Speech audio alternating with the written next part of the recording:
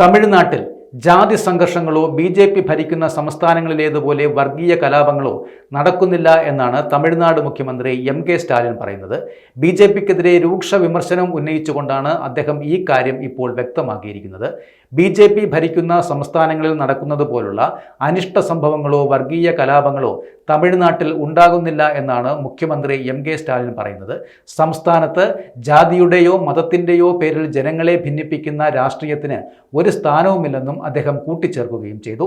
ബി.ജെ.പിയുടെ രാഷ്ട്രീയ നയങ്ങളെ നിശിതമായി വിമർശിച്ചുകൊണ്ടായിരുന്നു അദ്ദേഹത്തിൻ്റെ ഈ പരാമർശവും.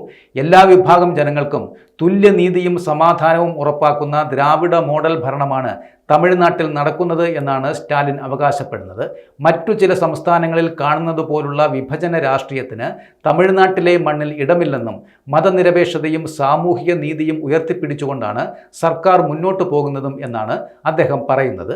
ബി.ജെ.പിയുടെ നേതൃത്വത്തിലുള്ള കേന്ദ്ര സർക്കാരിനും അവരുടെ ഭരണത്തിലുള്ള സംസ്ഥാന സർക്കാരുകൾക്കുമെതിരെ നിരന്തരം വിമർശനങ്ങൾ ഉന്നയിക്കുന്ന DMK അധ്യക്ഷൻ കൂടിയായ സ്റ്റാലിൻ്റെ ഈ പ്രസ്താവന ദേശീയ രാഷ്ട്രീയത്തിലും വലിയ ചർച്ചകൾക്കാണ് ഇപ്പോൾ വഴിവെച്ചിരിക്കുന്നത്.